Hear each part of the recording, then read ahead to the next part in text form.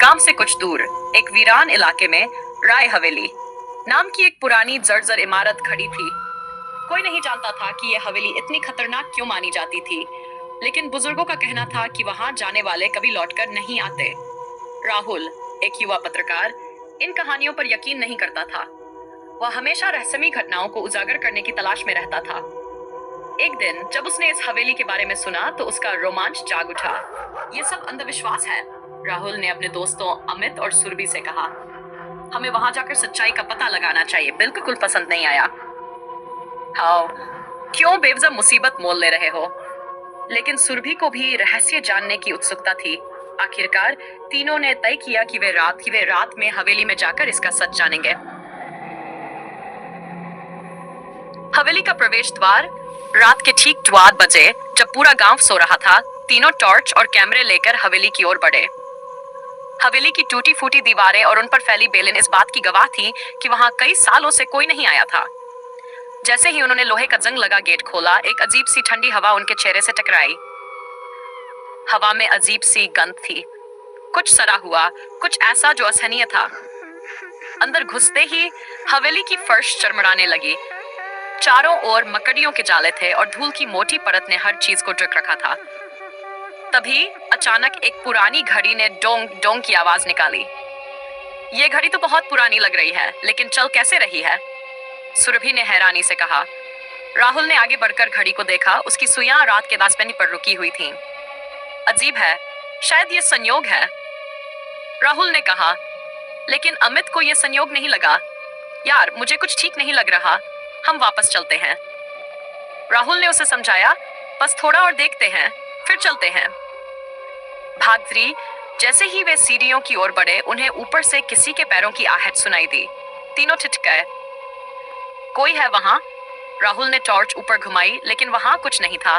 तभी अचानक एक खिड़की अपने आप जोर से बंद हुई। धड़ाम! सुरभि चीख पड़ी। हम यहाँ क्यों आए? हमें जाना चाहिए। राहुल अभी भी अपने कैमरे से सब कुछ रिकॉर्ड कर रहा था। तभी कैमरे की स्क्रीन पर एक धुंधला सफेद साया दिखाई दिया जो सीढ़ियों के पास खड़ा था। देखो ये क्या है? राहुल ने स्क्रीन की ओर इशारा किया।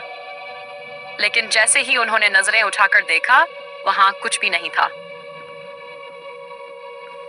भूतनी की डायरी। डरते डरते तीनों ऊपर के कमरे में पहुंचे।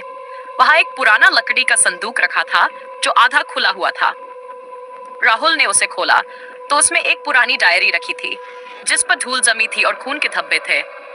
उसने पहले पन्ने को धीरे धीरे पलटा और पढ़ना शुरू किया। मेरा नाम निशा है। मेरे पति ठाकुर वीरेंद्र ने मुझ पर बेवफाई का झूठा इल्जाम लगाया और मुझे इस हवेली में कैद कर दिया। मैं यहाँ तिल तिल कर मरी हूँ। मेरी आत्मा अब तक इस जगह भटक रही है। मुझे इंसाफ चाहिए। डायरी के आखिरी पन्ने पर खून से लिखा था, जो भी मेरी कहानी जानेगा वो यहाँ से जिंदा नहीं जाएगा। इतना पढ़ते ही हवेली में जोर की ठंडी हवा चलने लगी। दीवारों से अजीब सी फुसफुसाहटें आने लगी। निशा की आत्मा का प्रकोप। अचानक कमरे का दरवाजा जोर से बंद हो गया और चारों ओर अंधेरा छा गया। टॉर्च! मेरी टॉर्च काम नहीं कर रही, अमित ने घबराते हुए कहा। राहुल ने मोबाइल का फ्लैशलाइट जलाया, लेकिन जैसे ही रोशनी फैली, सामने एक महिला का धुंधला साया दिखाई दिया। उसका चेहरा जला हुआ था, आंखें गहरी काली और खून से सनी हुई। वह हवा में तैरते हुए उनकी तरफ बढ़ी। तुम लोग यहाँ क्यों आए? उसकी गूंजती हुई आवाज पूरे कमरे में फैल गई। सुरभि ने डर के मारे राहुल का हाथ पकड़ लिया। हम सिर्फ सच जानना चाहते थे, राहुल ने कांपते हुए कहा। मुझे इंसाफ दो, नहीं तो कोई यहाँ से जिंदा नहीं जाएगा। भूतनी की आवाज और तेज हो गई। बचने की जद्दोजहद। अमित ने हिम्मत जुटाकर दरवाजे को धक्का दिया, लेकिन वो बंद था। हम फंस गए हैं। राहुल को अचानक डायरी का आखिरी पन्ना याद आया। निशा को इंसाफ चाहिए। हमें उसकी आत्मा की मुक्ति के लिए कुछ करना होगा। तभी राहुल को कोने में जलता हुआ एक दिया दिखा जो न जाने कितने वर्षों से जल रहा था। उसने अनुमान लगाया कि यदि वह इस दिए को बुझा दे तो शायद निशा को मुक्ति मिल जाए।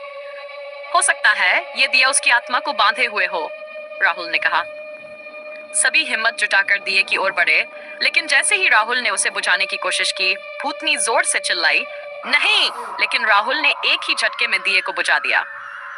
भाग सच। अंत या नई शुरुआत? जैसे ही दिया बुझा, हवेली में भयानक चीख गूंज उठी। पूरा कमरा हिलने लगा, हवेली की दीवारें कंपन करने लगी और हवा में अजीब सी ऊर्जा महसूस होने लगी।